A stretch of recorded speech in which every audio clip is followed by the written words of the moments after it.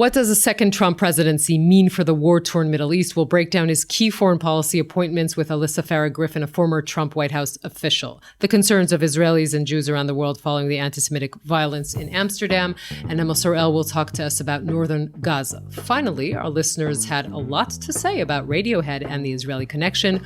We will revisit that. It's Unholy. I'm Yonit Levy of Channel 12 in Tel Aviv. And I'm Jonathan Friedland of The Guardian, now back in London.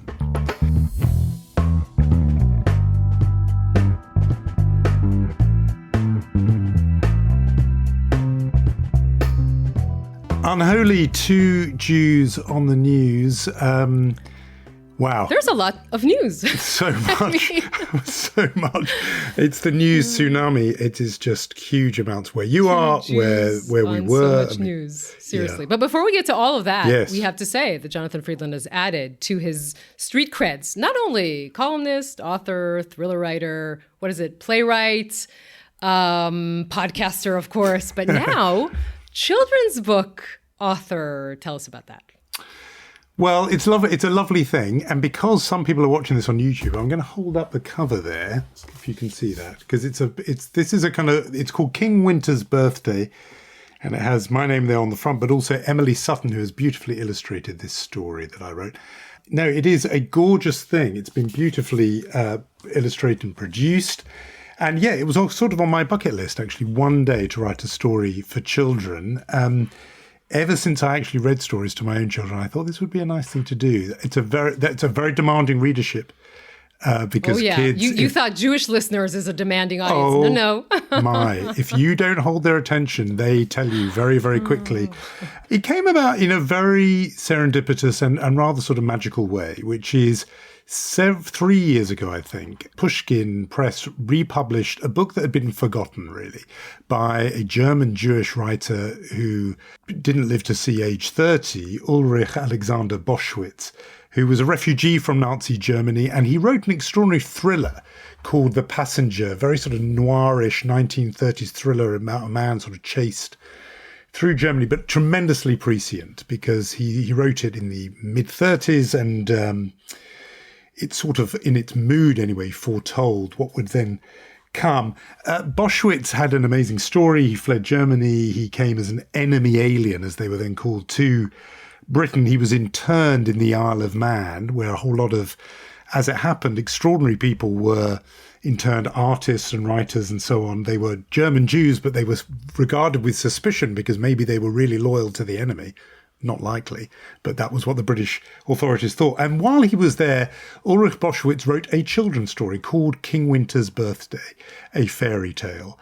Ulrich himself, he had a series of terribly misfortunes. He was deported to Australia along with a whole lot of other so-called enemy aliens, reclassified as a friendly alien, was put on a ship back from Australia to head back to Britain, and that ship was sunk by a German submarine. And so he was killed aged 27.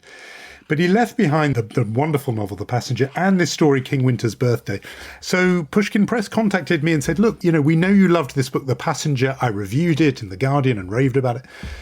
Ulrich left behind this story. Would you take a look at it and see what might be done with it? We're thinking there might be some way of doing it. And I read it, and it was sort of written in a way that I thought, I'm not sure that would work with kids now. But I could see how there's an idea that comes from it. And so it sort of inspired a children's story in me, probably aimed for younger readers than he had in mind. But just the phrase King Winter's Birthday set in train a whole series of thoughts. And so the result is this story, which I would recommend mainly because of Emily's beautiful drawings as a Hanukkah gift if you're in that market. If you're again looking for young children or grandchildren, King Winter's Birthday is I hope, a very sweet story. Good. I will do my Jewish guild thing and say I did not receive one of those yet. So just saying that, just putting this that only out there arrived. And saying that this has only just arrived in a box. That sounds like details to me. And also I would say that next year, for 2025, our aim is to add to your list of achievements, social media influencer. I think that is where we're aiming. I think we're a long way off. We're a long way off. We have our work cut out for us. I don't know what to tell you. Listen, it's been a week and I am still sort of unpacking. The pace of things is such that you are still unpacking the results of the election. And now you're suddenly talking about, Matt Gaetz being tapped to be the attorney general. So the sort of speed of things is pretty unbelievable in the sort of afterthoughts of the U.S. elections. But, we talked about this last week a little bit in an episode that was right after the elections. And I kept thinking over this week of a term that you used actually after the UK elections. You called it a punishment election, in which the electorate actually punished the incumbents. And obviously we've seen this around the world in the last year and a half because of inflation post-COVID. But this was definitely a punishment election. I mean, you could definitely use that Jonathan Friedland phrase on what we saw in the United States. You definitely could. I mean, it was so thoroughgoing, wasn't it, the verdict? And we'd had that conversation before saying, we don't know which way it's going to go, but it feels like it's going to be decisive. And my word, I said that. You did. I just have credit for that. And it just, it really was emphatic in the end, not in terms of actual, raw numbers. It was still actually, on popular vote terms, we're talking about a percentage and a half. Somebody made the point, I think if 150,000 voters in Michigan, Wisconsin and Pennsylvania had voted not for Trump but for Harris, the whole outcome would have been different. You can play those games. But the point is, he won all the swing states. He swept the board. He flipped and Republicans. What he did in blue states is the key of this, yeah, isn't it? He made huge inroads into previously safe states. I mean, New Jersey, Virginia, these were close in the end. But I think the thing that will have real import, besides the fact it's a sort of emphatic mandate, just in terms of their political system in the Electoral College, I think the knock-on effect, the big effect will be the fact that he took the Senate and just the day before you and I are now speaking, confirmation that Republicans have the House. It means he can get quite a lot done, and to hand over all, three sort of branches. I mean, and he's already more or less got the Supreme Court. So, I mean, it's two branches, Congress and the White House, and he's got nothing to fear really from the Supreme Court. It means somebody who made no secret of his interest in authoritarian, autocratic leadership has been handed huge, huge power.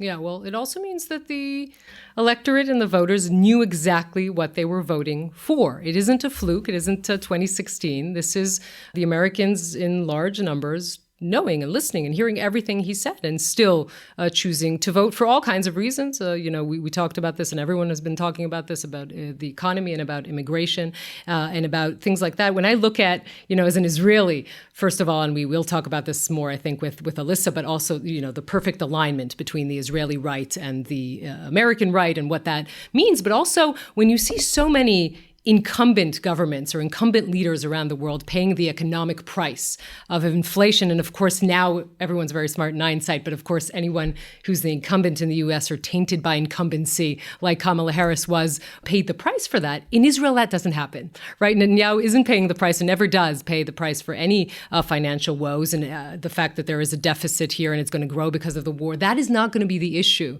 that the elections, when they happen, they're scheduled for November 2026, are going to be about. It really is extraordinary to hear when we'll talk again about this, the appointments that Trump administration has been making, but a lot of them are sounding not like Netanyahu, but actually like the far right parts of his government, right? Either Mike Huckabee or people like that, who's going to be the ambassador to Israel, and Pete Hegseth, that is going to be the Secretary of Defense, talking about building the third temple when he was here in 2018. So these are, things that we are going to talk about. I'm interested in where, if at all, this backfires. I don't see that happening right now. No, I think you notice some people thinking maybe this is really clutching at a shred of a straw, really, but thinking, is he doing this, Trump, so that he's got great cover with the pro-Israel community, particularly, and people always outside Israel make a huge fuss or make a mistake of reading the pro-Israel lobby or community as a synonym for Jews. No, in the United States, that group is largely evangelical Christians, And he's completely distilled that point in his appointment of an evangelical Christian as ambassador to Israel, Mike Huckabee. That's who he's thinking of then. But the clutching at straw argument is the idea that, okay, he's made them happy with this string of appointments. I mean, be off the charts, ultra-Zionist appointments in the sense of a very particular right-wing form of Zionism that he's appointed. Does that then give him the space and cover if he eventually wants to do something like extend the Abraham Accords, normalization with Saudi Arabia, for which the price will be a Palestinian state? Will he be able to turn round to Netanyahu, to Israel, and to the Israel pressure groups, largely Christian, in America and say, look, you know how pro-Israel I am. I just appointed these guys, but now we've got to do this because this is the deal on the table. As I say, I think that is a very frayed and threadbare comfort blanket that some people are clinging to, in the idea that maybe Trump will somehow stand up to Netanyahu and this is just giving him the space to do it. I think at the moment, based on what we've got so far, you just read it for what it is. Take it at face value. This is going to be a hawkish, pro-Netanyahuist American administration.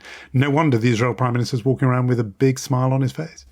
Well, I mean, I think it's notable that one of the first people who met Trump after he became president-elect, yet again, is Ron Dermer, Netanyahu's closest advisor, officially a minister of strategic issues here in Israel. That means a lot, that there will be sort of this cushion between the Trump administration and Israel in a direct line. The two big questions, as you said, Saudi Arabia, someone very, let's say, deeply invested in this whole issue, saying, yeah, Israel has the empathy of the new White House, but Saudis have more leverage on this new White House. So that's a big question. You talked about that. The other question is Iran. Are we heading towards an attack of Iranian nuclear sites, or exactly the opposite? And this administration will want to go to a new Iran deal, right? The JCPOA 2.0. I don't know. There are many questions, and we're going to talk to Alyssa about that. I think she's quite the expert on these issues. But definitely it's been a week in which you kind of had to get used to this news. You know, I've had a few friends who really thought they were walking towards a Kamala Harris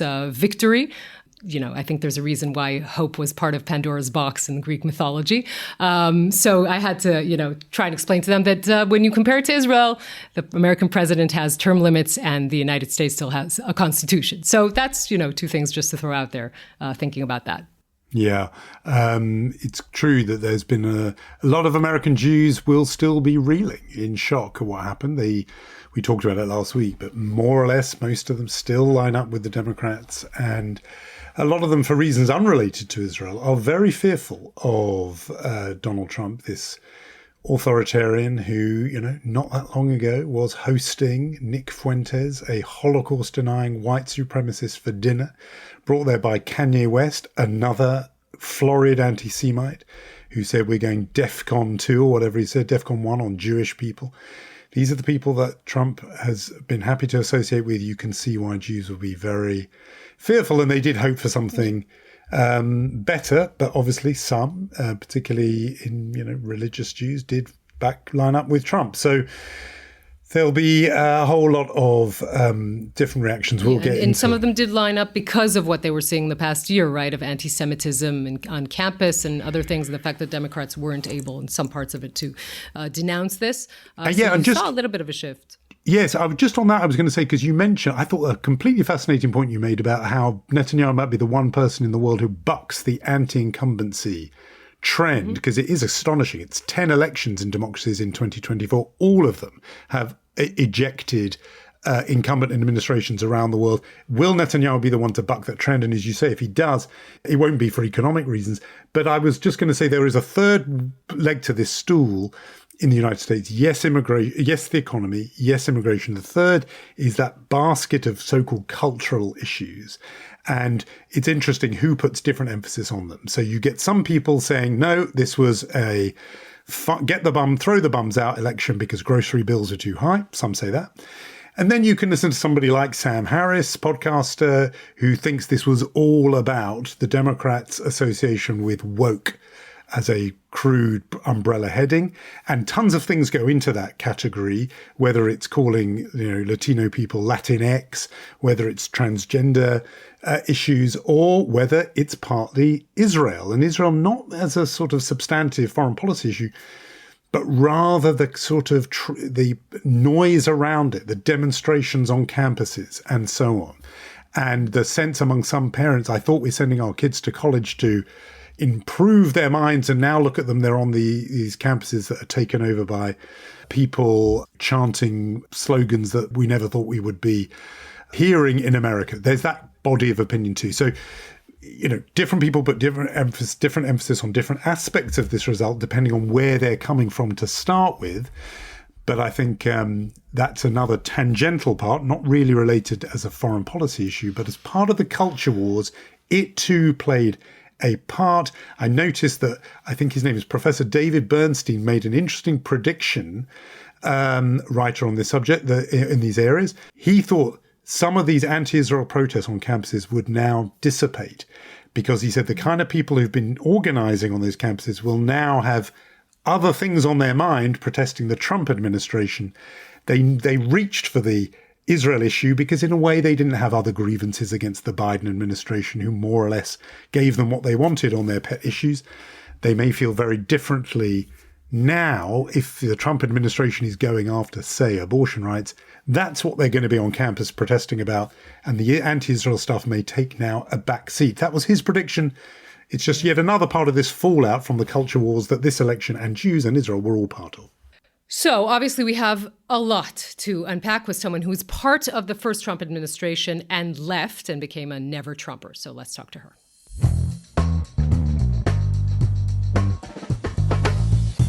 Alyssa Farah Griffin served as White House Communications Director during the first Trump administration. Before that, she'd worked at the Pentagon and on Capitol Hill. She is a co-host on the hugely popular daytime show The View, also contributor on CNN, and famously a never Trumper. Alyssa, thank you very much for coming back to Unholy and for talking to us. I'm just aware that a week more or less has passed since we realised what the outcome of the 2024 election is. You had said that about Donald Trump, like a lot of people who worked for Donald Trump, you said he was a danger and the most dangerous possible person to do that job. Here we are. He's got the job. He got the House, the Senate. He's got the full set. 1 week on, what are your thoughts about it all? Well, listen, the election results were not the ones that I wanted. I continue to have very serious concerns about how Donald Trump will govern in a second term, but I'm an American. I choose to be optimistic and think that our institutions are strong, the American people are, and our nation is. And to give folks a little bit of hope, because I think people can spiral one way or the other after an election. He's made some good appointments. Marco Rubio as Secretary of State is a serious, credentialed, qualified individual who believes in American leadership on the world stage. His national security advisor, Mike Waltz, is a very, very serious person.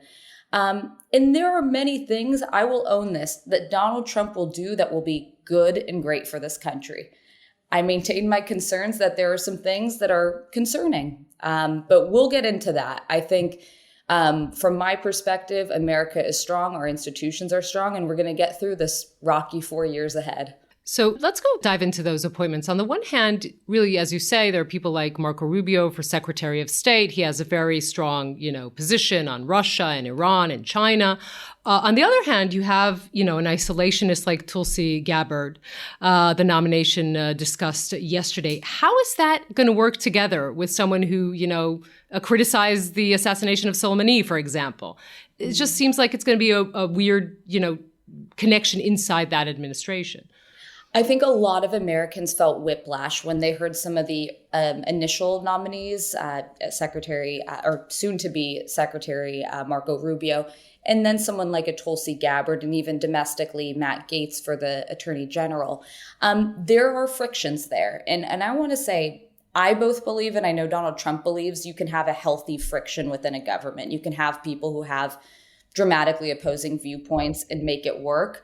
But to me, Tulsi Gabbard is beyond the pale. with regard to viewpoints that she's held, positions that she's espoused. This is somebody who refused to say that Bashar al-Assad was an adversary. She tried to essentially whitewash his crimes against his own people. And she has spread Russian disinformation at times, which either shows a stunning lack of judgment that she fell for it or something more dangerous. And I do have a lot of faith in the US Senate, even with Republican leadership, that serious members will look at some of her past statements and associations. And it's not a given that she'll be confirmed as the director of our national intelligence. Israelis had plenty to cheer in these appointments. They would have been delighted by, Marco Rubio, actually, as Secretary of State, Mike Huckabee, former governor of Arkansas, evangelical Christian, for the ambassadorship. This is somebody who is very particular in terms of his alignment, not just with Israel, but with the right in Israel, saying, I don't use the term West Bank, I say Judea and Samaria. I don't see an occupation. Israel holds the title deeds to these lands. So, the Israeli right will be delighted. But I'm just wondering, because talk you're hearing among some of America's other allies, for example, about Tulsi Gabbard, is that the intelligence cooperation relationship is endangered now by this, because they will be fearful of sharing intelligence. You certainly hear that said here in London, where there's historically huge cooperation. I'm just thinking that Israel may love these sort of spokespeople, but are they going to want to even hand over intelligence, share intelligence, when the director of national intelligence is somebody who, as you said, went to see and sit with Bashar al-Assad? It's a great question, and it's something I'm kind of unpacking in real time as we learned of these nominations, because as someone who's been a vocal Trump critic, there are still a few areas that I fundamentally agree with him and think that he would have been better than a Kamala Harris and a Joe Biden. It's specifically on both Israel and deterrence with Iran. I think that he is more realistic about the threat of Iran and its proxies, and I think that he's willing to have a heavier hand in responding. And of course, domestically, Iranian proxies have attacked U.S. troops over 100 times since October 7th. This isn't just Israel's war that we're seeing with Hamas. We are also involved in it. And so one of the things that I was very comfortable with and in some ways relieved by with Trump winning is I do think he's going to take the Iran threat seriously. I think that's ingrained in him. I actually think he has a more realistic view of a terror state than some liberals in the United States do, who want to assume that everyone can be won over through diplomacy, and certain more radical elements simply can't. It's a strength that Donald Trump has. But on the flip side, I'm not confident that he understands the severity of some of these actors around him. I think to him, he sees Tulsi Gabbard as, she served in the U.S. military, she was a Democrat, and I made her a Republican. And to him, that's a badge of honor and somebody that he thinks would seem tough, and he really likes her. And she presents very well. She's a very articulate person. I don't think he recognizes how a lot of the world sees her. And I'm hoping that advisors close to him, I would hope that a Marco Rubio and others would get in his ear just to express how much concern she raises with our global partners. Because, as you mentioned, obviously, Israel is one of our closest intelligence partners, but all of Europe, and as well as our Five Eyes partners. And if there's any fear that sharing intelligence and collaborating with us means it could end up in the wrong hands or that it could be exploited, those communications lines are going to dry up. And I've heard a lot of genuine fear from career intel officials in the United States, specifically about her appointment. I want to pick up on the Iran thread. You said that he deals with it, or he considers this to be a serious threat. He has said during the campaign, famously when he, in his acceptance speech, that he wants to close wars, he doesn't want to start wars. He talked about, sanctions, specifically about Iran being deleterious for the American economy. And he is surrounding himself with, again, the neocons on one side, but also the sort of isolationists with J.D. Vance, and as we said, with Tulsi Gabbard, and also I would assume his, Donald Trump Jr. So are we looking at better chances of, an attack on Iranian nuclear sites, or a chance of another Iran nuclear deal? when we look at a next Trump presidency? I think perhaps something in between. So when you and I spoke before with Biana, I think we all sort of agreed that we expect Trump will likely be less engaged with Ukraine. He's been pretty clear about that. J.D. Vance as a vice presidential choice, was a doubling down on being less engaged with a close ally that's, just a neighbor of our NATO allies in Poland. But he's never really shied away from talking about how he wants to hold Iran accountable. Obviously, famously did the Soleimani strike. I anticipate that he will want to early, and I never want to, this again is based on what I know of him, not any specific insight, but I would think that he will come in early wanting to send a signal to the world that he will not tolerate Iran's malign actions in the region, danger that they cause to U.S. forces, as well as to Israel. So I would anticipate some kind of an action. Now, I think the wisest step for him, being that the entire region feels like a powder keg, would be something, some sort of a strike that signals, I'm back. It's a time to restore deterrence. I would not hope that he would do something overly escalatory. That said, many people thought that the Soleimani strike was going to lead to World War III, and it honestly put Iran at bay for quite some time. I mean, it's interesting, isn't it? In all these areas, there's data points for both cases. There's things he's done which point in one direction and in the other. And as an example of that, just very specifically about Israel, we know on the one hand, we talked about those appointments, some of those people, full-bloodedly kind of hardcore Israeli right positions on the one hand. On the other, we know he's a guy who loves a deal. We've heard that it still grates on him that Obama got a Nobel Peace Prize and he didn't, and he wants one. And therefore, it will be very enticing to him to expand on those Abraham Accords, which he was one of his big foreign policy achievements. And the next piece will obviously be a deal with Saudi Arabia. The price for that deal is the one thing all those figures on the Israeli right absolutely cannot countenance, which is a pathway, credible, irreversible, whatever word you use, to a Palestinian state. So which, will the real Donald Trump stand up? I mean, will he be the one who says, a la Mike Huckabee, knock yourself out, settle wherever you want to, and, annex it, it's all yours? Or will he be the one who says, there's a deal on the table, BB, and you're going to do as I tell you, sign on this dotted line, even if it means crossing that red line of having a Palestinian state? Which one is it going to be? Well, it's a great question and unclear the answer because there's a lot of dynamics that are outside of his power in that. It's my understanding, and you both would know better than me, that even support within Israel for a two-state solution has declined after October 7th. I think that the sentiment is, how could we do that in response to the worst attack on the Jewish people since the Holocaust?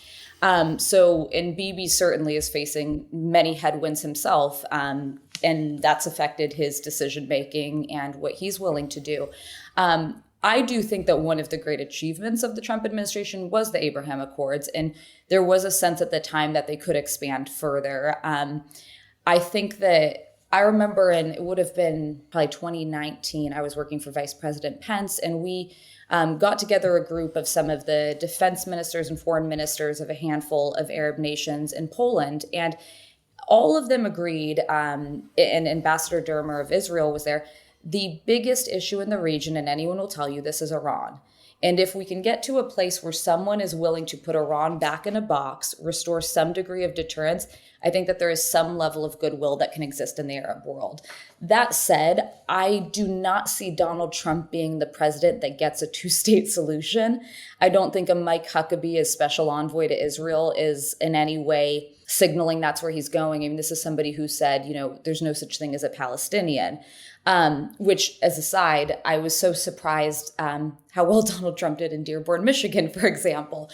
That said, I think that his posture is going to be primarily focused on stopping Iranian aggression and seeing where there could at least be movement toward peace in the region. I don't see it in Donald Trump's constitution and makeup to be the person who gets us a long-standing ceasefire, though, with Israel and Hamas. I think he focuses elsewhere in the region with some of the Arab nations who are wanting to move beyond the threat of Iran and into a more 21st century approach. You mentioned Dearborn, Michigan. I'm just curious because Israel is watching closely whether or not Jared Kushner is still in that inner circle or not, and whether or not the question of the new father-in-law for Tiffany Trump, Mossad Bulus, is more in the circle. That is something that Israelis are watching pretty closely. What insight can you give us on that specifically? My initial understanding was that Jared was not heavily involved, and now it seems like he's very much back in the fold. And first, as someone who worked very closely with Jared Kushner, I believe he's absolutely a force for good in the Trump administration. Beyond the Middle East, I think he's a cooler head. I think he's a moderating force, and he is someone who does command both respect and influence over Donald Trump in a way that few people do. And the most recent things I've heard is that he is looking to have an advisory role. Now, it would be on the outside, but I would suspect he would have a much bigger influence than Tiffany Trump's father-in-law, though I know he was helpful in Michigan in getting votes. But Donald Trump loves to tout the Abraham Accords. He loves to, highlight the work that Jared was instrumental in. And my instinct is that he will be a bigger driving force in the Middle East. Just because you've been in there, you've been in the room, how this all works. I mean, Yonit's point about you've got these competing views, these tugs of war between different positions, isolationists rubbing shoulders with hawks, etc. We know that there is a sort of team of rivals thing that a lot of presidents do like, but this is a team of rats in a sack is what it looks like. I mean, people of completely different worldviews. How does that work in the room? Does Donald Trump listen to the competing views and then act like chairman of the board and come down one side or the other? Does he briefly go with one camp, then go with another? Is it chaos? Is it sort of, ordered disagreement? How does that play out? It's never one uniform way. I wish that I could say it's sort of chairman of the board who hears all ideas and then goes with the one he thinks is strongest. He does listen to a difference of viewpoints. That is a fact that I think is misunderstood about him. Now, he may not on issues that are so core to his being, like border security, but on more complex issue, he will entertain different ideas and different viewpoints. His West Wing was always tense. There was constant infighting. There was often sort of knife fighting among aides to get him to different positions. And there's a healthy friction that I think can exist. And I think that that's very much possible.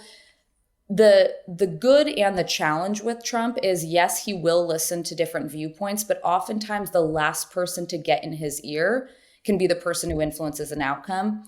And I will say that the one universal with Trump is that he's genuinely most motivated by an outcome that's going to reflect best upon him. So it's really in many ways an exercise in marketing with his advisors to convince them their course of action is going to resonate the best with the public and get Donald Trump the most praise on the other side. And by the way, speaking of Jared Kushner, he was excellent at messaging things to him. He would tell him what a hero he would look like and how great it would be received, whether it was around COVID or any other policy area. So it is the challenge is often that you could have wildly different perspectives being pitched at the same time, and no one will know the outcome that will win until Donald Trump makes the decision. That was a fascinating answer. There's one name we didn't mention in this conversation yet, and that is the name of Pete Hegseth, the soon-to-be appointment for Secretary of Defense, a man who served his country, and I'm the last person to disparage a television career, but can we talk about the sort of experience that one has in policy, in being in the Pentagon? And is he a person, for example, the fact that the MOU, the Memorandum of Understanding, is coming up soon, and Israel would need a lot of money. The last one was $38 billion. Is he the man to have that negotiation at all? I mean, what can we say about his experience? So he was the first appointment that I think really surprised people. And then it was completely eclipsed by Matt Gaetz and Tulsi Gabbard. But listen, Pete Hegseth is a veteran. He served our country, and he's actually done really important work for veterans. A place that I think he would be much better fit would be the Department of Veterans Affairs, a much smaller organization that could benefit from an outside disruptor coming in. I'm very skeptical of this pick as Pentagon chief, purely from I was the spokesperson for the Department of Defense. As you guys know, it is a massive organization. 3 million plus people will be reporting to him on day one. The entire U.S. Armed Forces as well as the civilian population that reports to the Secretary of Defense. He'll be overseeing the service branch secretaries, so the Secretary of the Army, Air Force, Navy, and so on, as well as all the combatant commands, which all have their own 4-stars running them all over the world. DOD has assets in over 160 countries around the world. This is, I would argue, the second biggest job after being president of the United States in the US government. And it is one that is bureaucratic by design. Listen, I'm all for cut and waste when you can, but when you have the power to engage in warfare, there need to be checks and checks and checks. Now, my take with Pete Hegseth is he's underqualified for the job, and I mean that with due respect, but I don't see him as dangerous in the sense of he's most likely to be outmaneuvered by the Joint Chiefs and by 4-star generals in the Pentagon who've spent 20, 25 years in the building, and even by senators on the Senate Armed Services Committee. I think the likelihood that he will come in and be a dramatically disrupting force in such a structured environment, I'm very skeptical of.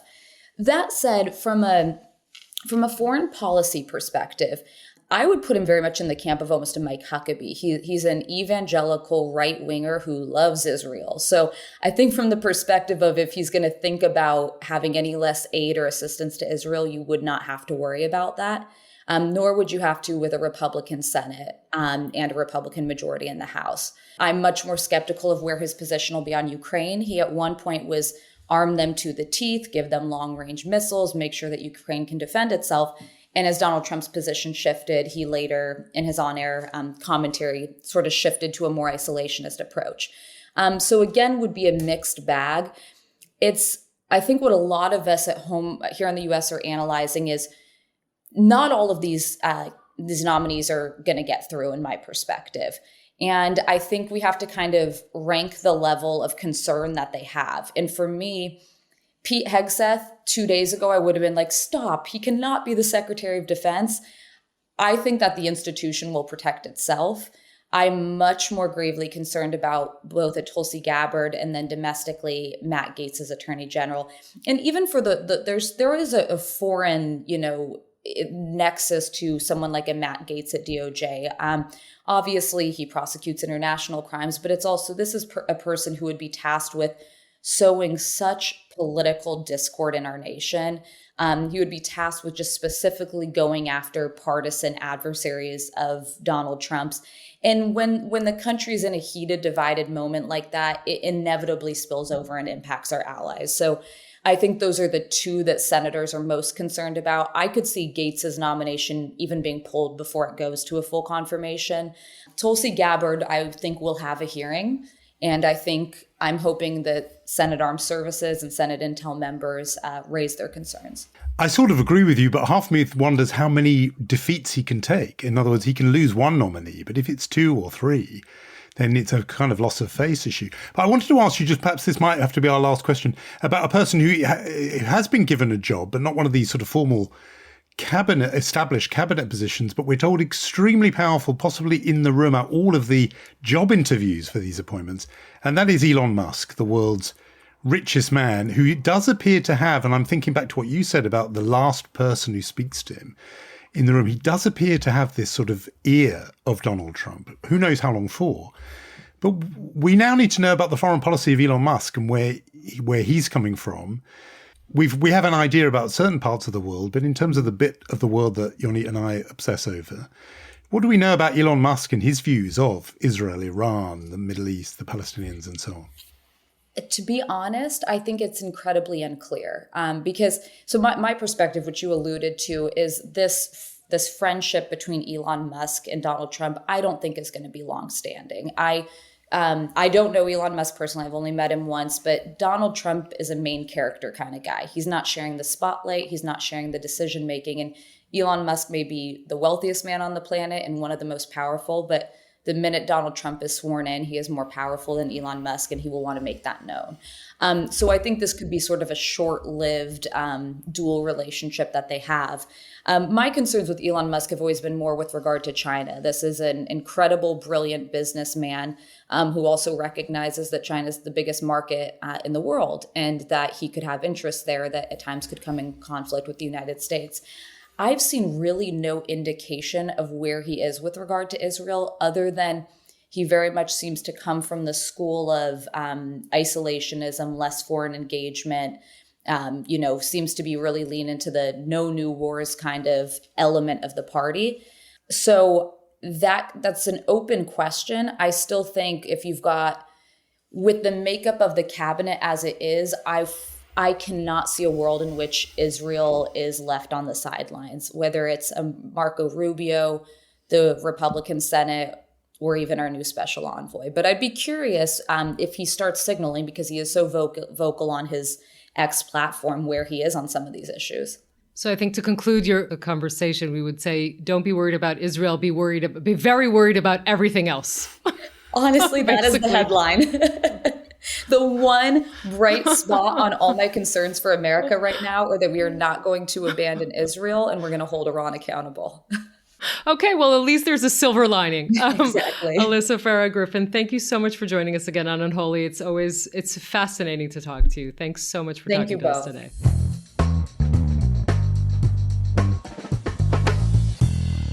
Well, that was so interesting. I missed out the first time she was on Unholy when Biana was sitting in this metaphorical chair, and she was fascinating then and fascinating now. I mean, I think she took us into the room, and it's a very limited group of people who know how Trump goes about the job when the cameras are not there. She does. She didn't take the opportunity to big him up. She said quite the reverse, that actually he's, one of those seat cushions who bears the impression of the last person who sat on them, and that's fascinating to hear that. There's going to obviously be that competition as to who is that last person. It made me think, if Jared Kushner thinks he's going to have influence from outside, maybe that's not how it works. Maybe you need to be in the room. Yeah, but she actually said that she thinks he's becoming more and more involved. Look, I think her perspective is so interesting as someone who worked in the Trump White House. January 6th made them leave the Trump White House and become a never Trumper, actually. But the way in which she kind of talks about this in a level-headedness, right? And saying, okay, this is what the American people chose. Now let me see what is good about it and what isn't, what is worrying about it. But some of it isn't terrible. And I find that perspective just so interesting. And as you said, again, someone who was in the room, who could walk us through the decision process, and also saying that some of the nominations she thinks the Senate will not approve, even though they're Republicans, even though you would, instinctively think that they would approve everything Donald Trump, puts in their lap. She said that might not be the case, particularly with Tulsi Gabbard, but not only. And so I think that is, incredibly interesting. And in a nation so divided, like the U.S. is post-election, I just find her so, sobering and really interesting. Yeah, no, that was pragmatic. I mean, one thought I did have is that she was saying, as a supporter of Israel, that for her is a crumb of consolation. She's okay about that. My view is, look, those appointments are brilliant for the Israeli right. I'm not sure that's necessarily, given where I come from on this topic, in Israel's own self-interest. The advice that is coming from Huckabee, which is annex. I can see why the Israeli right love that. Is that in Israel's long-term interest? I don't think so. Not if you believe in two states like I do. So, it's good news if you're on one particular part of the Israeli spectrum. I would hold back on saying this is good news for Israel, because from where I'm sitting, it doesn't strike me that way. Yeah, but I mean, I don't think we didn't go too deep inside the annexation story, but she did say she doesn't think, Donald Trump will be the person in which under his presidency, a two-state solution will be something that will happen very soon. But she did talk about Iran and him being tough on Iran. I think that is important to all Israelis, not only the people who are on the right. So again, we're really, glad that she came on. I think it's always a really smart perspective on what is going on.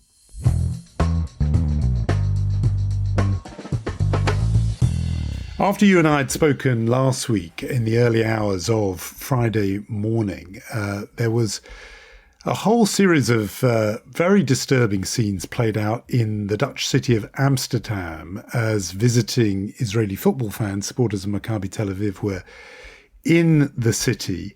Everything that has happened, everything that did happen, has become the subject of furious and fierce debate, particularly online. Yet again, one of these classic examples of when, it reminded me of our conversation with David Baddiel and Jews Don't Count. When Jews are the victims of, violent attack, somehow it becomes a debate about what exactly happened. This is a classic example of that. So Maccabi Tel Aviv fans were in the city for a big match against the Dutch club with a very long Jewish history, actually, the Dutch club of Ajax. Those fans behaved, we could just say as a preamble, badly. There were some scenes of them tearing down a Palestinian flag, chanting some horrible chants. This happens when football teams play each other. It's happened in many cases with other football clubs as well. What then followed was something, I think it's fair to say, of a rather different order. The phrase that was used in WhatsApp groups that were coordinating attacks was a Jodenjacht, if I'm pronouncing that word right, a Jew hunt, as opponents, and let's use just that very bland word, chased after first fans of the football club, but also anybody they felt matched their mental description of Israelis or even Jews. They found people, asked to check their passports. There were beatings. There was violence. There was, the word some used was that this was a pogrom. Others balked at that word because the state authorities were not, backing the attackers, which is what happens in a pogrom. Everything that happened since has been, as I said, furiously argued with a whole lot of people saying this was the Israeli fans who provoked it, and other people saying this was just outrageous act of anti-Semitic violence on the streets of Europe. The Dutch authorities, including the Prime Minister, weighed in on that second side and said this was anti-Semitism on the streets of Amsterdam, a city that was, of course, occupied by the Nazis, the city where Anne Frank was in hiding, a city with a long history. The battle that has raged about it and the battle that was on the streets itself, I think both tell us a huge amount about where we are. And the incredible thing is this violence continued into this week, long after the football fans had gone home, which slightly undermined the argument of those who were saying this was just a response to provocations by those football fans. But very, very ugly scenes in Amsterdam, and I think quite a lot to discuss. I mean, first of all, just the visual, right? The fact that this was organized and premeditated. People were being assaulted. They were beaten unconscious. They were run over by cars. There were mobs coming to hotels they thought Israelis were hiding in. This was so bad that Israel had to send 2 rescue planes to rescue its citizens from Amsterdam.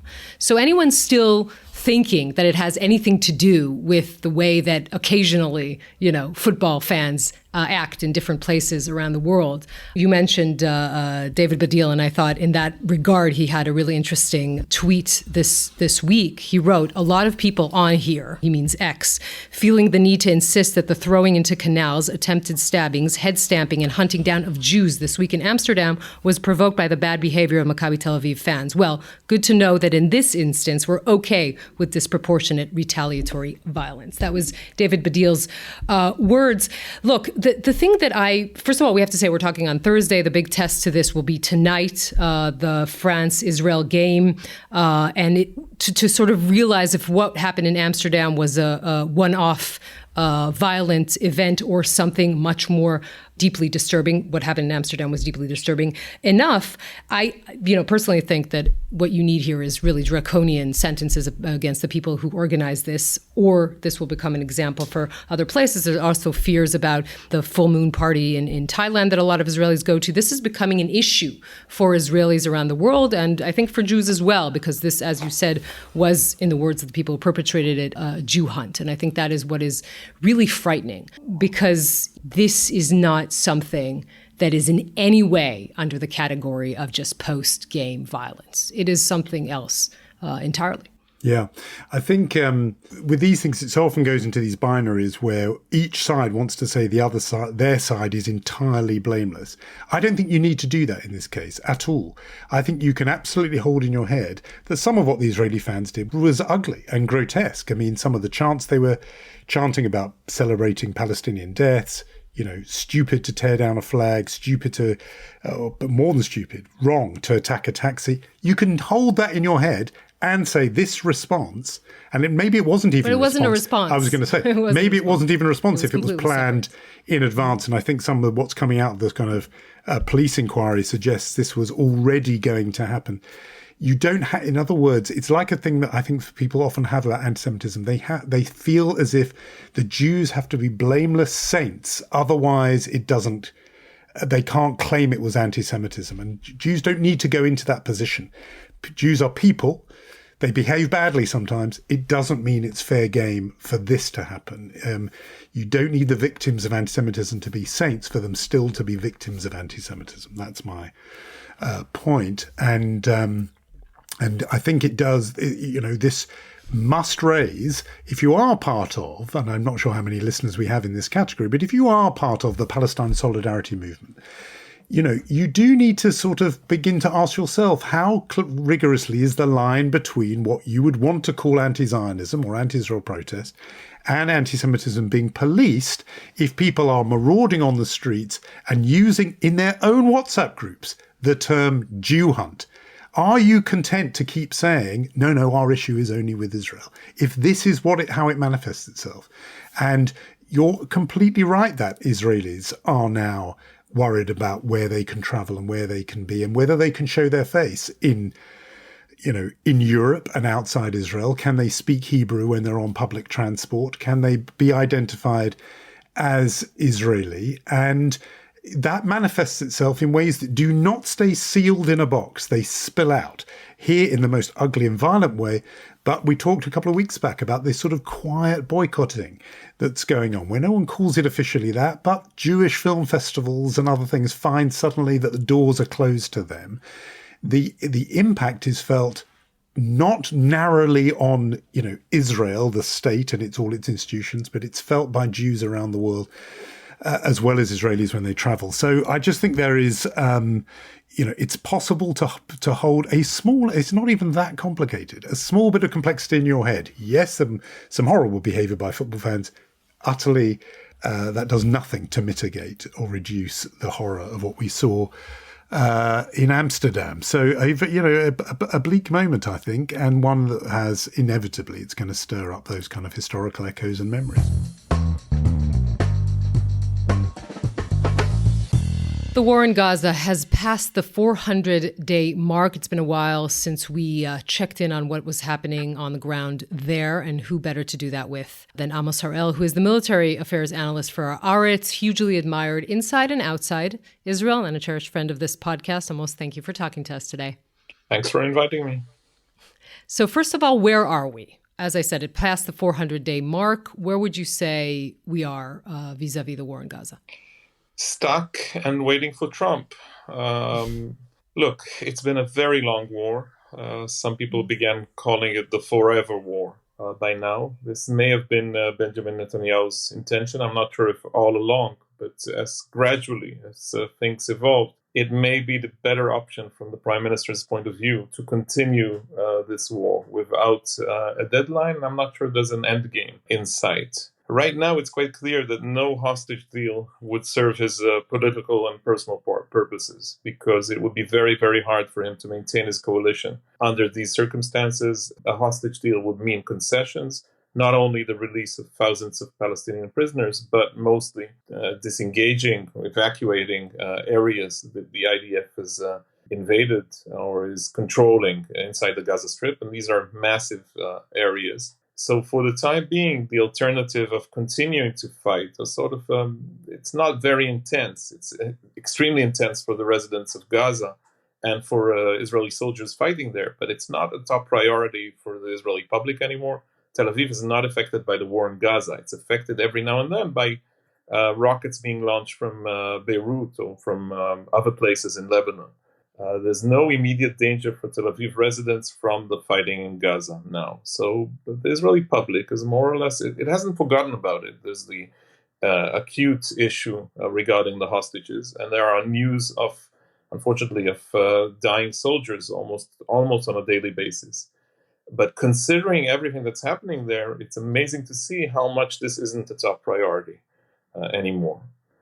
Now, the main event, of course, is Trump's victory in the United States presidential elections. I don't think Gaza is anywhere near Trump's priorities. I think he has other issues, even in the Middle East. Both Iran and Lebanon are more important to him personally. And I think Netanyahu perfectly understands that. And he will probably maintain Israeli military presence there because the alternative isn't working for him for the time being. And yet, of course, hardly anything of what I've said in the last 2 minutes will be explained in any way to the Israeli public. What he will keep telling them is that we're fighting Hamas, that we're defeating Hamas, that gradually would reach the end result, the needed result, which is a complete victory over Hamas, and that only by using military force will we be able to get our hostages back. Unfortunately, I don't think I know anybody around the security apparatus who believes any of these statements to be true. You've explained how, and I think it must absolutely sounds right, that this has receded from the forefront of Israelis' minds, that it's no longer the priority, and in fact, actually, the government and incoming Trump administration are thinking about other things. Outside Israel, I think that's also true. It's not making the kind of leading news bulletins around the world anymore.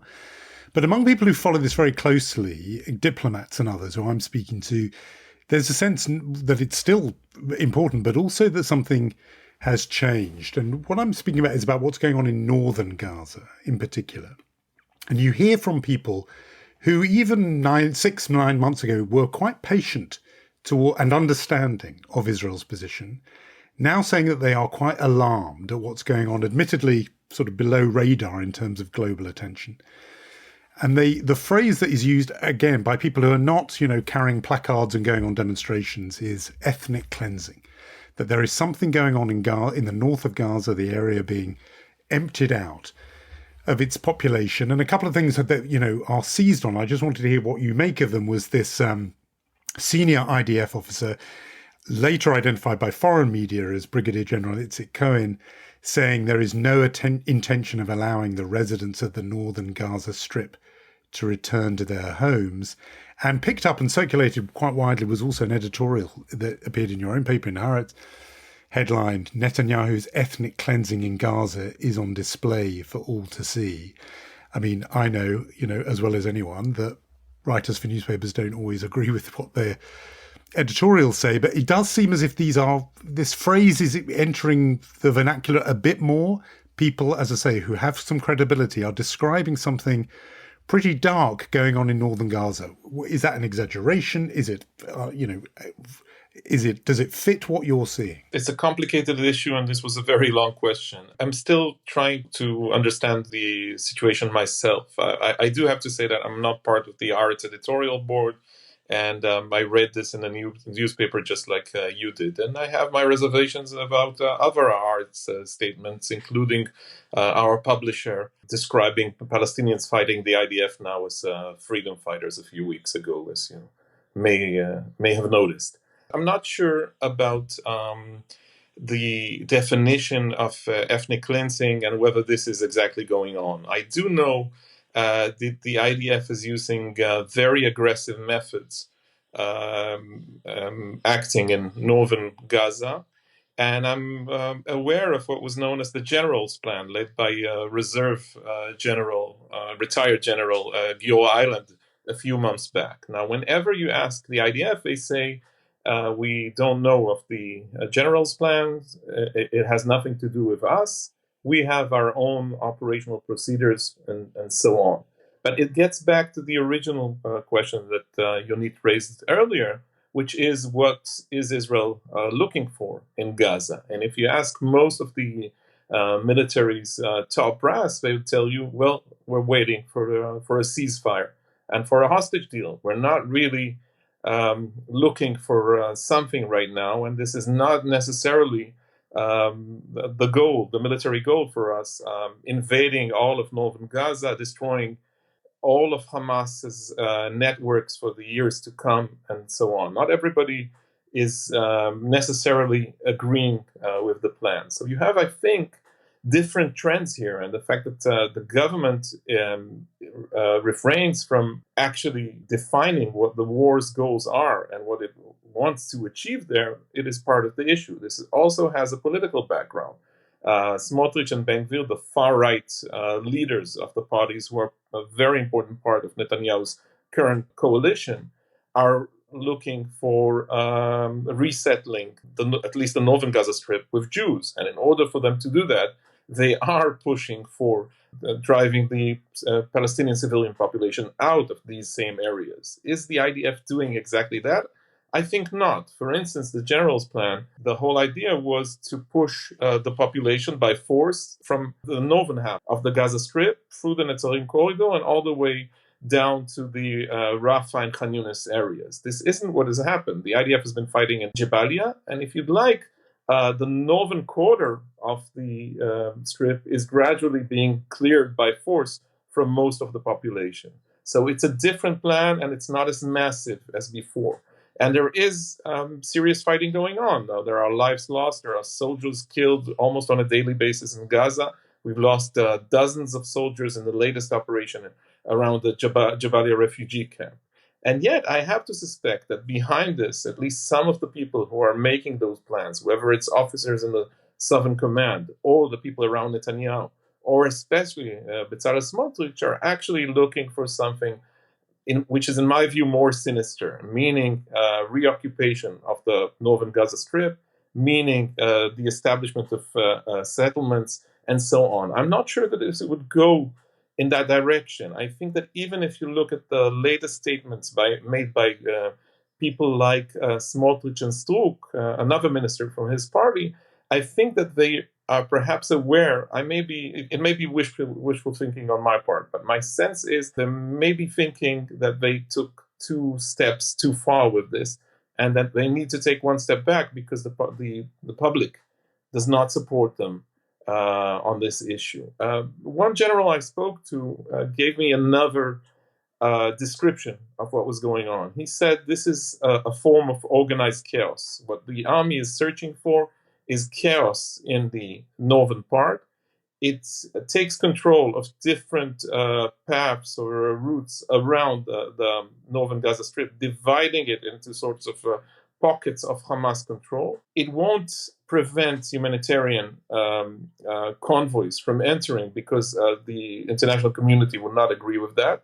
So the food and the necessary equipment would be gradually moved to those enclaves. But other than that, the IDF would come and go as it pleases. There will be incursions into these areas while fighting Hamas terrorists there, something which is, in a way, partly similar to what's going on in places like Jenin or sometimes in Nablus in the northern West Bank. That this is perhaps what the Southern Command is up to right now. But again, it took me so long to answer the question because these ideas are so vague. It's hard to grasp what's actually going on.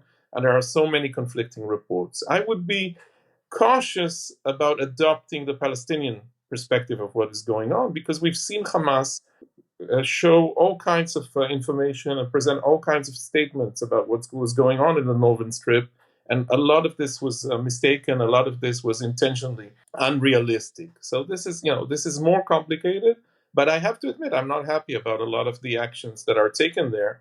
I'm also worried about rules of engagement. I think the fact that Israeli soldiers have been fighting there for 13 months, and I think the fact that we've experienced those terrible atrocities from Hamas since October 7th, I think it has affected our reaction. And the IDF's stated core values are harder to follow under these circumstances, considering everything that has happened. Although I have to say, I mean, first of all, senior officers that I spoke to this week say their only intention is to protect civilian population. That's why they're asked to move out of these areas. They also say the minute that they clear the area of terrorists, the citizens will be able to return. And, you know this better than I do, that the military does conduct pretty in-depth investigations if there are issues in which civilians are killed. But I'm kind of interested in asking a general question. I mean, we are, as you say, a year and a month into this. Is Hamas defeated in the way that Israel can end the war? It's not defeated as a popular political force. It's not extremely popular.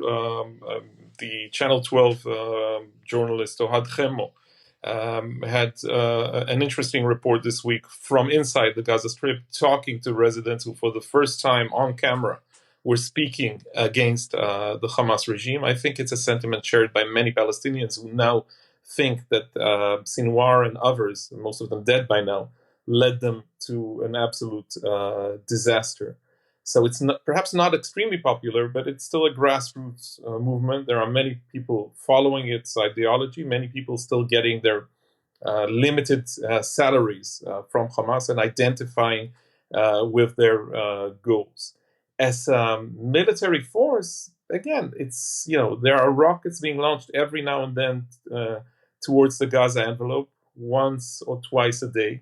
That's not massive. It's not as a threat as it was before the war.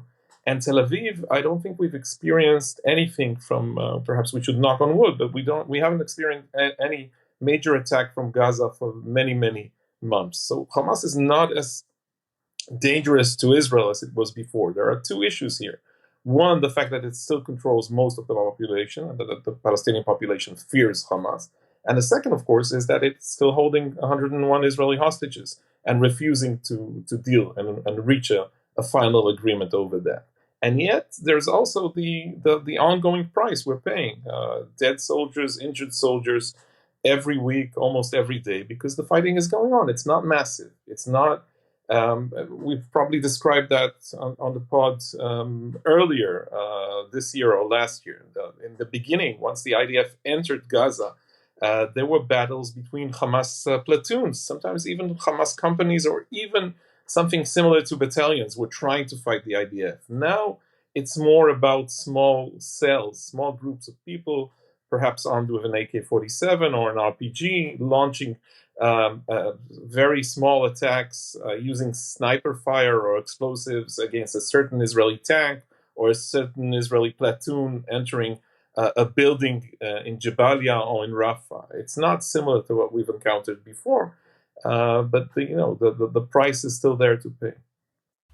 So we've been talking a lot on this episode of the podcast about the change in America, obviously, the change there, including with our previous guest. One of the things that the outgoing administration did, so maybe in a way it will have no teeth, is send this letter to the Israeli authorities 30 days or so ago, saying that not enough humanitarian aid was getting in, and they wanted action within 30 days. The 30 days expired this week. By all accounts, insufficient action to have met those American demands, and the United Nations saying the amount of aid getting into Gaza is at its lowest level in a year. Another UN report warning of imminent likelihood of famine in northern Gaza. This goes together a bit with what I was asking you about before.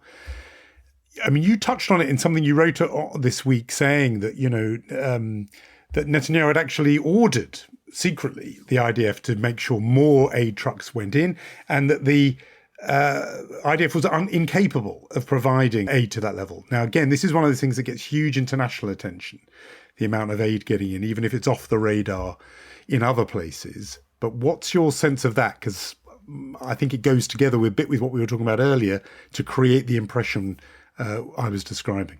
So I think that compared to what has happened during the first parts of the battle around Jabalia about a month ago, the situation has somewhat improved. And as you noted, classical Netanyahu, especially during this war, there's one message sent abroad, another sent to the IDF, and a third one sent to the Israeli public through the Israeli media. And this has happened all through the war, while Netanyahu and other ministers, such as Katz and Gallant, were promising that Israel would not allow anything to get in to Gaza. Very quickly, the reality on the ground was different because of American intervention and American demands. Now it's exactly the lame duck period. We don't know how effective the Biden administration would be.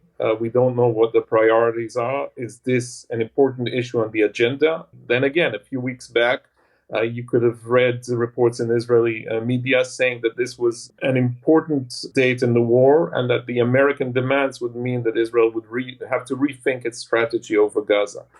We don't hear that anymore. And of course, Trump himself is already involved in making the policy. And I'm not sure that the Democrats are ready to battle Trump over this in the next 2 months or so. There were all kinds of assessments that perhaps the current administration would not veto an anti-Israeli decision at the Security Council. We haven't heard anything of this sort in recent days.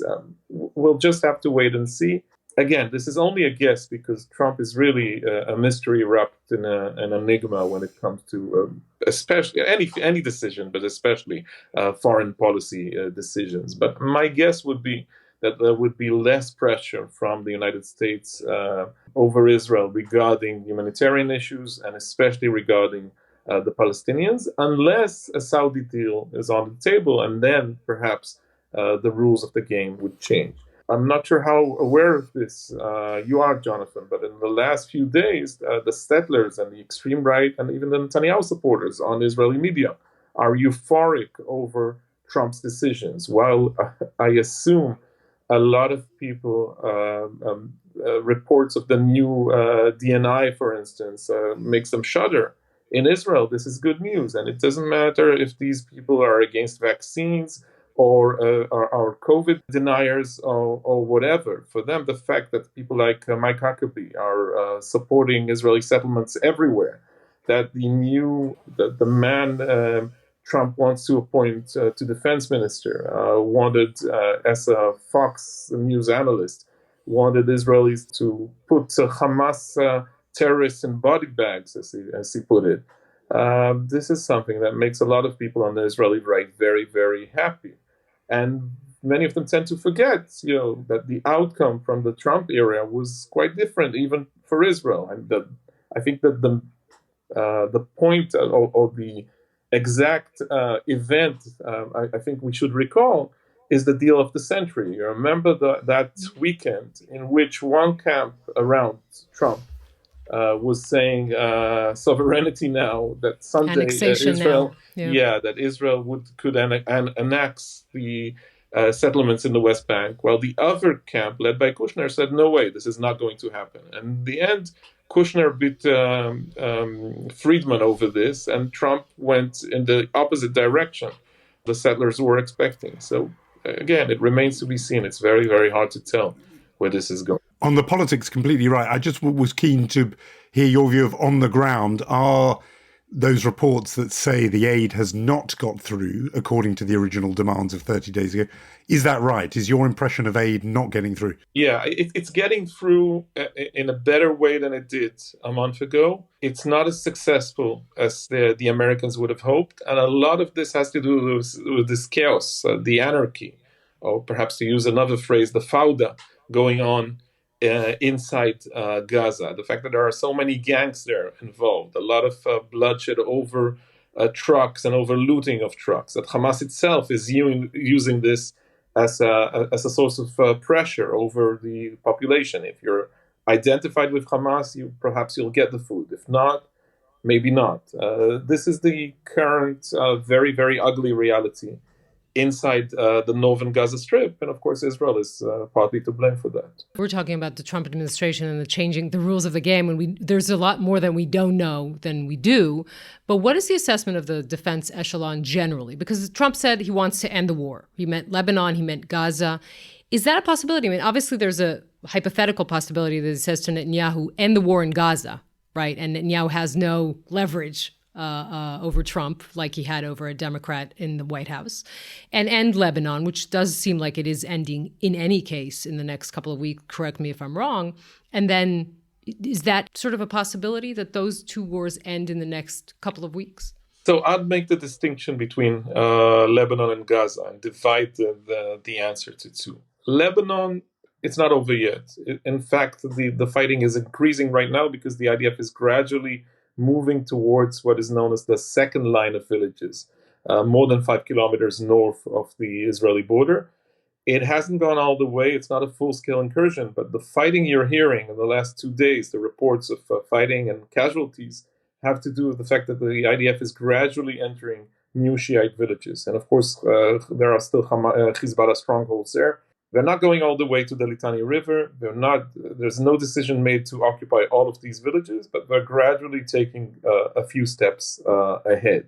It's true that even in his victory speech, Trump talked of ending wars. He has new in-laws who are invested in this personally as Lebanese citizens, and he would like to achieve something over this, whether it's a full-scale ceasefire or to show some improvement. And of course, as usual, he would like to demand and accept credit for that. There's a report in the Washington Post this morning saying that Minister Dermer, was in Washington and that he presented some kind of a plan as an Israeli gift, it was described, to Trump as he enters office. So we'll have to see, but I think I'm slightly more optimistic about the chances of ending the war there. Gaza is more complicated. As you said, at least psychologically, Netanyahu doesn't have a lot of leeway when he talks to Trump. It's very different than his situation with Obama and especially Biden. The hostage problem is a huge one. There are still American hostages among the 101 people held by Hamas. But would Trump and his team, would they like to focus on this and pressure forward in order to reach a deal? Is that immediately possible? I don't know. In the long run, yes, he has no interest in ongoing wars in the Middle East, and he's all about business. And I think that he would try at least to encourage some kind of negotiations over a new normalization deal between Israel and Saudi Arabia. And of course, the fact that Biden has failed to do that makes it even more tempting for Trump. But we're not there yet. I think the war would go on. And again, we have to remember that this is Netanyahu's interest for domestic reasons, be it his attempt to avoid elections. The opposition, of course, wants elections as quickly as possible. His attempt to avoid an investigative committee regarding the huge failures that led to October 7th. And also, one attempt that has failed, he didn't want to become a witness in his trial early December, but his attempt to postpone that failed yesterday at the Jerusalem court. Such an interesting point about the gift. And do they consider the best day to give the gift is when he's sworn into office on January the 20th, or do they do it as an early inauguration gift? But that's one of the questions we'll be following for now. Amos Harel, thank you so much for coming back to Unholy. Thank you. Amos.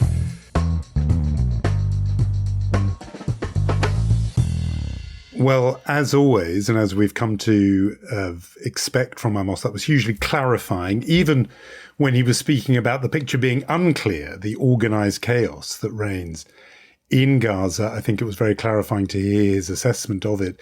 And just putting together bits we discussed separately, those statements from commanders that have been quoted abroad about people not being allowed to return to their homes, coupled with what is seen, again, internationally as proper, serious foot-dragging about aid. And then the third element, which is one he mentioned, which is the very first, and he's done some very interesting reporting on it, the sort of embryonic efforts at resettlement with a few groups sort of pushing at the envelope there to begin, Jewish groups to begin talk of settling in Gaza.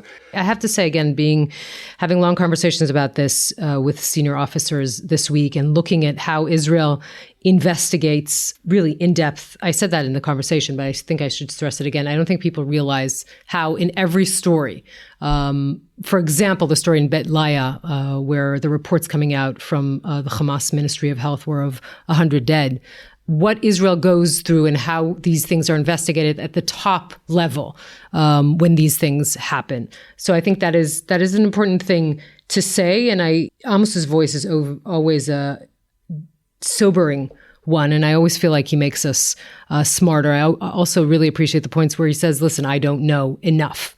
But I think that what is happening in relation to this reporting on northern Gaza is the fact that the military has absolutely no intention in this kind of conquering of the area, but the suspicion arises around particularly the international community because of the character of the Israeli government. I think that is a lot of what has been going on. But as you said, always very good to hear from Amos Harel. Yeah, no, the politics of this are absolutely germane. I think also, a military officer saying on the record, the people of northern Gaza are not going to be returning to their homes. It's no wonder that people then draw the conclusions that they have been drawing. But as we heard, there's some contradictory or signs to the contrary as well. We should get to our awards, which we have in our mind. And I think you're going to kick us off with, well, a mention before we get to the mensch. Yeah, Mensch Award revisited in a way, because we had a long conversation about Tom York of Radiohead last week and his dealing admirably with a temper tantrum from a pro-Palestinian protester in the middle of a Radiohead concert in Australia, I believe. And we talked about, how elegantly he dealt with it. And also you mentioned, I believe, the connection that Radiohead have always had with Israel. So we have received many emails, one of them from Eitan Epstein, but many others who have expanded upon our knowledge of the connection between Radiohead and Israel. First of all, Johnny Greenwood, who's the lead guitarist of Radiohead, is married to an Israeli visual artist. They have 3 children who have been raised as Jews. They have actually Israeli names, if I'm not mistaken. That was also in the email, Tamir, Omri, Zohar. And that Johnny Greenwood recorded 2 albums with Israeli artists. One of them is Dudu Tassa, who's an incredibly famous artist here in Israel. So all of this just adds a layer to our conversation. But we also have a Mensch Award to give out this week, which I would want to give collectively to the residents of Kibbutz Nir Oz. Nir Oz, as we all know, we've been covering this for more than a year, a symbol of the failure of October 7th, the abandonment of October 7th. No one came to this kibbutz for hours and hours. A quarter of the residents were either murdered or kidnapped. And they decided this week in a vote to rebuild the community. They said that victory for them means the return of the hostages and the reconstruction of the kibbutz. They have been living, most of them, in the city of Kiryat Gat, and they've decided with all of the, just imagine the sort of pain and the unimaginable pain, really, of walking through this kibbutz again. But they have decided to move back and to rebuild and to try and, live there again. I think that is admirable, more than admirable, really. A very worthy winner. I mean, one of the most, one of the memories that absolutely stayed with me of just that visit I made to some of the kibbutzim straight afterwards was the conversations they were having, even in the immediate weeks after October 7th. When do we go back? How do we go back? Can we go back? And I actually sat in at one of the sort of general meetings of one of those kibbutzim where they were having a very animated debate about that. So it's a vexed and difficult, painful question. And no, absolutely a right nomination for the community of Nir Oz and indeed for the others that are wrestling with that question. We have a Chutzpah award to give out, as I think everyone would expect. I thought that a worthy nominee would be man in the news, Matt Gaetz. I mean, it is obviously just chutzpah itself for a man who was investigated for some pretty serious law breaking. There was an investigation into him sex trafficking a minor. He was investigated for that. The Department of Justice chose not to go ahead. Him being the senior law officer of the United States, or nominated for that role, is already a bit of a chutzpah of a choice. But no, he has a specific record of chutzpah in our bit of the forest, which is that, back in 2018, he invited a Holocaust denier to attend the annual State of the Union address. Earlier this year, he opposed a bill that was aimed at addressing rising anti-Semitism on college campuses. Do you want to know why? It was because it rejected the notion that Jews killed Jesus. For that reason, Matt Gaetz didn't want to help pass legislation that would have helped reduce anti-Semitism on college campuses. He branded the Anti-Defamation League as racist in 2021 after the group urged Fox News to fire Tucker Carlson for promoting the so-called Great Replacement theory. He has a rather checkered history when it comes to our people. And so I think a chutzpah award to Matt Gaetz. Who knows if he will still be Trump's nominee by the time people hear this. This is one of the more mercurial choices by a mercurial president-elect. I've actually heard a theory that the Senate Republicans dislike him to the extent that they wouldn't authorize this. But I don't know. But as you say, I mean, there's ample reasons for the Chutzpah Award. This week, we, before turning Jonathan Friedland into a social media influencer, will remind you that we are on Instagram. We have our own Facebook group, YouTube. What am I missing, Jonathan? I think I did the whole thing. Substack. Yeah, we're there. I think we're covered. We've got to be on the next one. Memo to self, Blue Sky, the Rising Star platform. You set that up. Okay. We've got to do that because a few people are moving away from one of the other big platforms whose name briefly escapes me. And so moving instead there. So we'll plant a sort of tent peg at least there in the coming weeks, I'm sure. And we will say our thank you to Michal Porat and say that we will meet next week. And we will. See you then, Yonit.